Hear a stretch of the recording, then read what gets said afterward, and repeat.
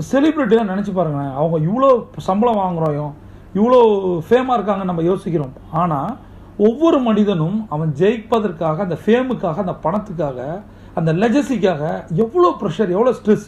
அந்த stress success stress அப்படின்னு சொல்லுவேன். ஃபெயிலியர் ஸ்ட்ரெஸ்ஸை விட சக்ஸஸ் ஸ்ட்ரெஸ் ரொம்ப ரொம்ப கஷ்டம். அதை ஹேண்டில் பண்ண தான் கஷ்டம். அது திருப்ப தக்க வைக்கணும். ஒரு பெரிய வெற்றியை கொடுத்துடும், ஒரு சூப்பர் டூப்பர் ஹிட், ஒரு சில்வர் ஜூப்ளியை கொடுத்துரும். அடுத்த படம் என்ன ஆகும்?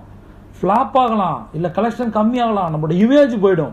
அதற்காக ஒவ்வொரு கலைஞனும் அந்த துறையில் போராடுற போராட்டம் இருக்குது பாருங்க, அந்த தொழிலில் போராடுற அந்த போராட்டம் இருக்குது பாருங்க, அதுதான் சக்ஸஸ் ஸ்ட்ரெஸ்ஸை ஹேண்டில் பண்ணுறது ரொம்ப ரொம்ப கஷ்டம். அதுக்கு தான் சொல்கிறேன், ஏற்கனவே மெடிடேட் பண்ணுங்கள். நீங்கள் மெடிடேட் பண்ணிவிட்டு, ரெண்டாவது விஷயம், உங்களுடைய பர்சனல் டெவலப்மெண்ட்டுக்கான விஷயத்தை நீங்கள் செய்யும்போது, நான் திரும்ப சொல்கிறேன், உங்களோட க்ரோத் நல்லாயிருக்கும், ரொம்பவே நல்லாயிருக்கும். அது மட்டும் இல்லை, உங்களோட நிறுவனம் வேறு லெவல்